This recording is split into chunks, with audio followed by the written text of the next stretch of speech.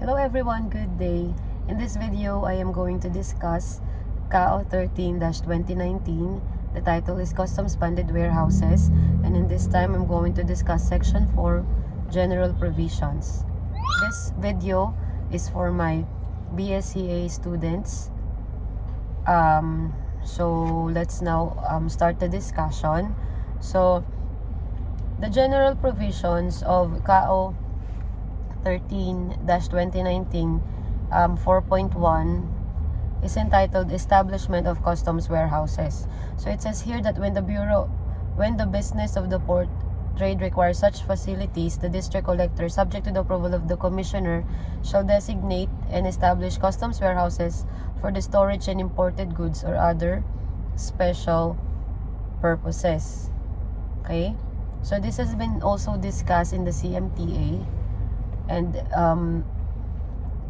it says here that if, for example, the business of the port would be needing a customs warehouse, then it is the duty of the district collector, upon the approval of the commissioner of customs, to designate and to establish customs warehouses. Okay? And then 4.2, it says here, supervision and control over customs warehouses. So, all warehouses and facilities, including their expansion, extensions, and additional facilities, shall be subject to the supervision and control of the district collector, okay, for the protection of the government revenue of the goods that are stored therein. The supervision and control of the district collector over warehouses shall extend to the warehouse and facilities of duly authorized members, client, exporters, and subcontractors of CBW. So it says here that the district collector does not have only the control and supervision of those warehouses inside the facilities of the Bureau of Customs. They also has supervision and control over those warehouses that are being operated by the members, the client, and the exporters and the subcontractors of ACBW.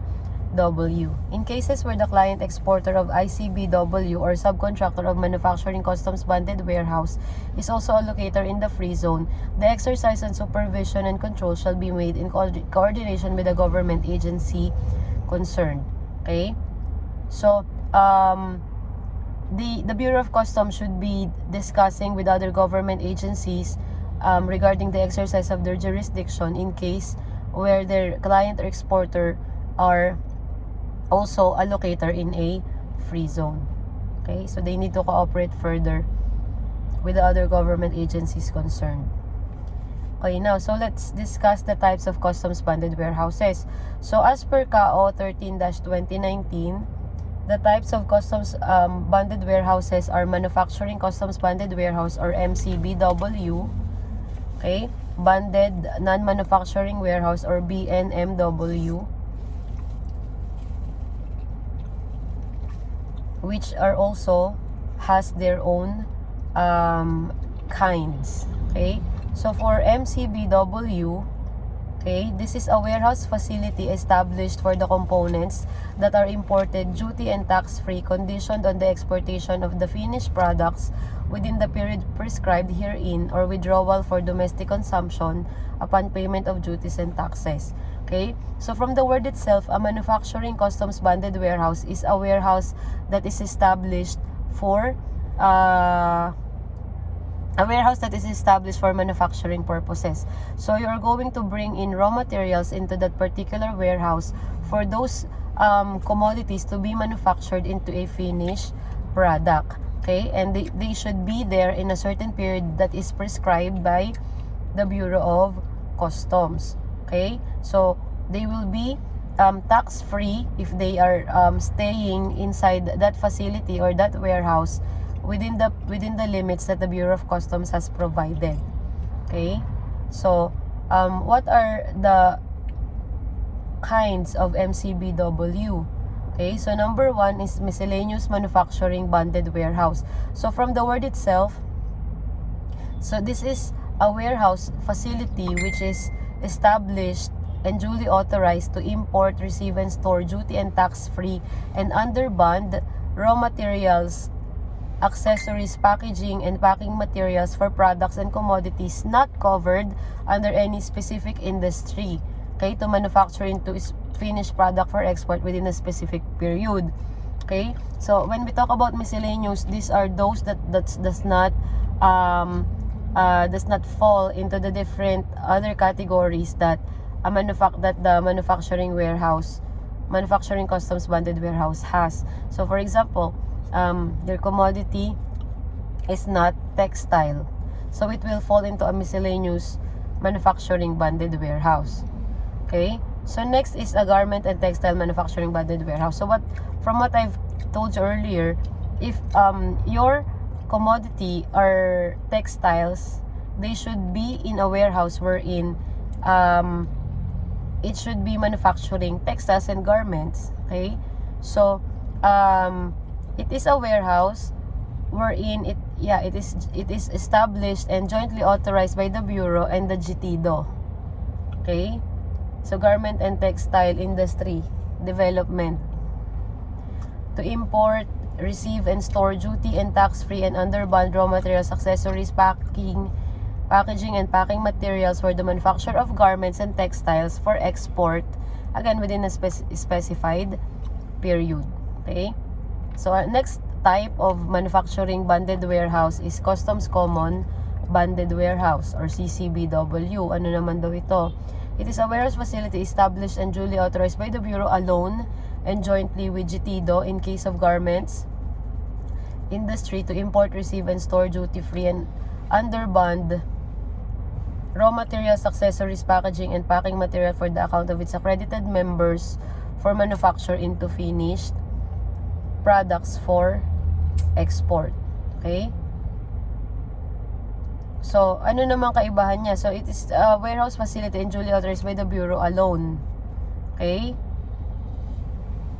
But the garment and textile, it should be established and jointly authorized by the Bureau and the GTDO.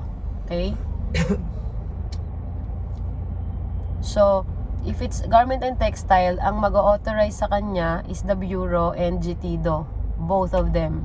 Okay? But if it's a common bonded warehouse, it should be duly authorized by the Bureau alone. Okay? But it's saying that it will be also should be authorized and established by GTDO in case it is for garment. Okay? But if it's not garment, it is a Customs Common Bonded Warehouse.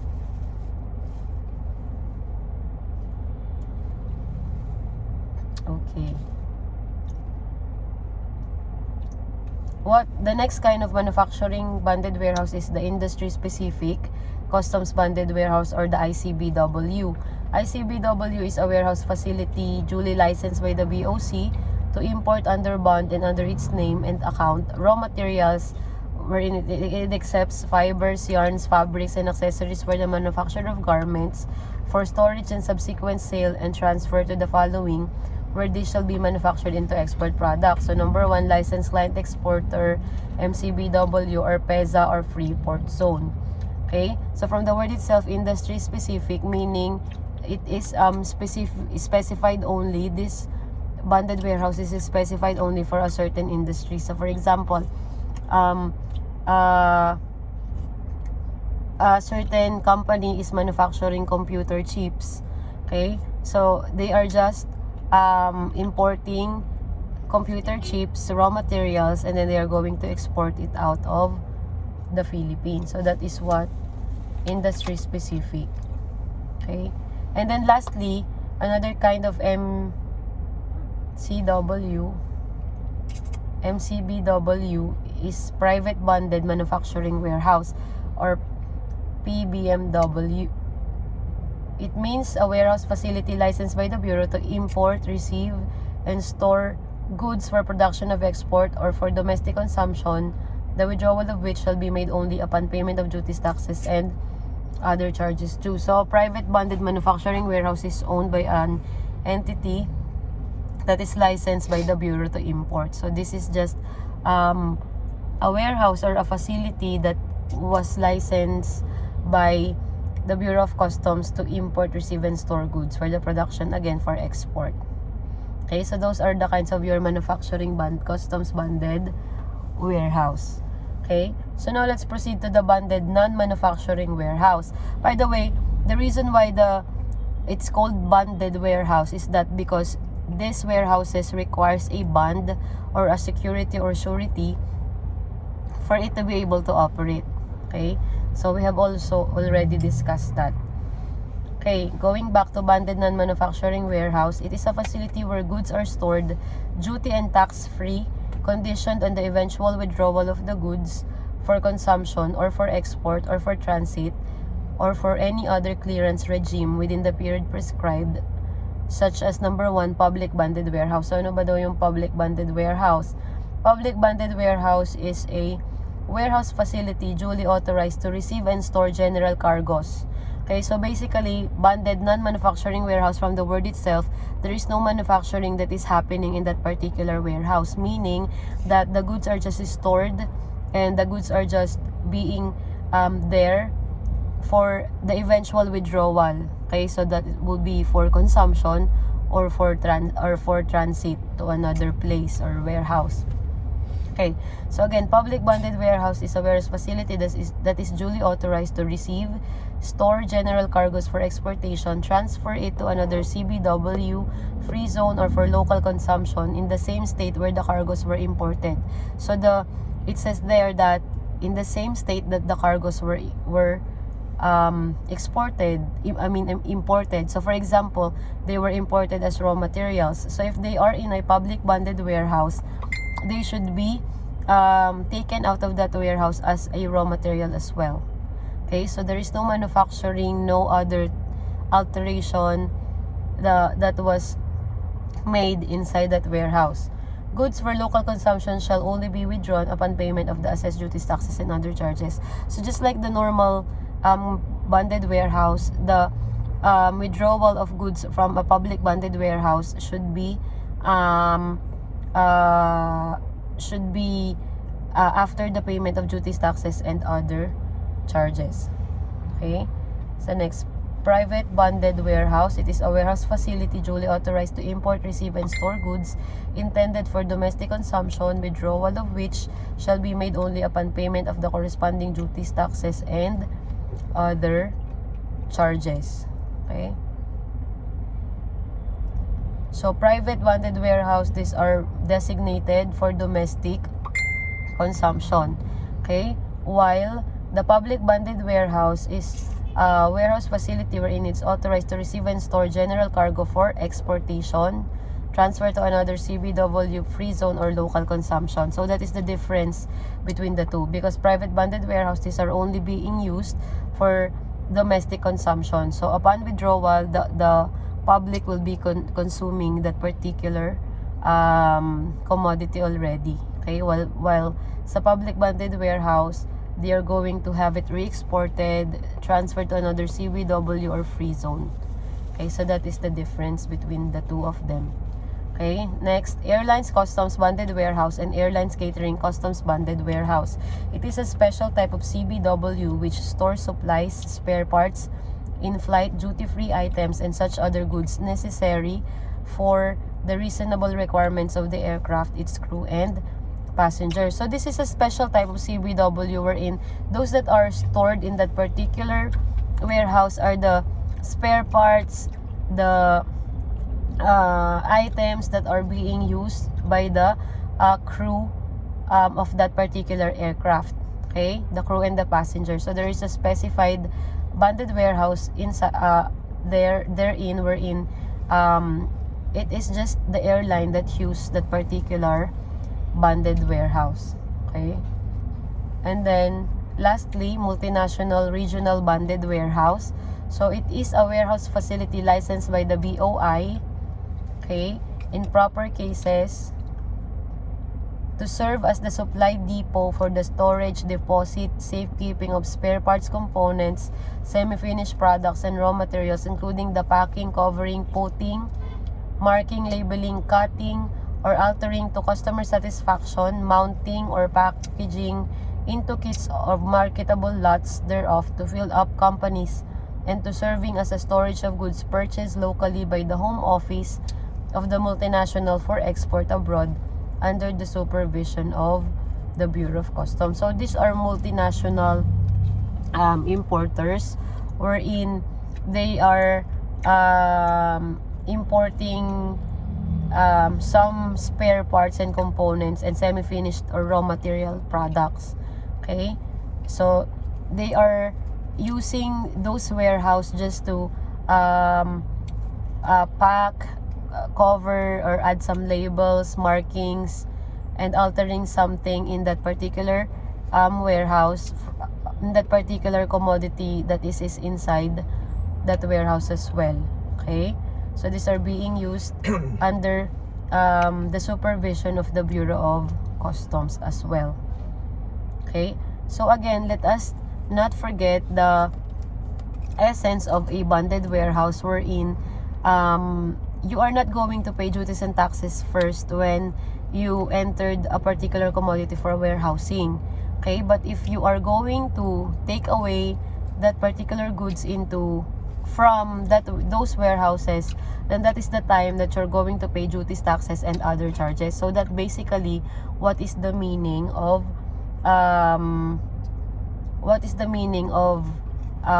customs bonded warehousing. That is the essence of the customs bonded warehousing. Okay, creation or dissolution of CBW. The Secretary of Finance may, upon the recommendation of the Commissioner, create or dissolve certain types of warehouses subject to the consultation with the National Economic Development Authority or NEDA and the Department of Trade and Industry or DTI based on prevailing economic circumstances. So it is the Secretary of Finance that has the power to dissolve or create a CBW, but it is upon the recommendation of the Commissioner of Customs. Okay? Next, issuance of authority to operate. The Bureau shall be responsible for the issuance of an authority to operate as a CBW, including the imposition of requirements for their establishment and operation, setting forth the rights and obligations of operators, and the penalties and sanctions for violation of these rules. Okay? So the power to issue the authority to operate as a CBW is upon the Bureau of Customs. So it is the Bureau of Customs who give authority to a certain entity, company, or person to create or establish a customs bonded warehouse. Okay, so that is the general provision of CAO 13-2019. And I'm going to discuss further about the establishment or renewal of authority to operate in the CBW in my next video. Thank you, guys.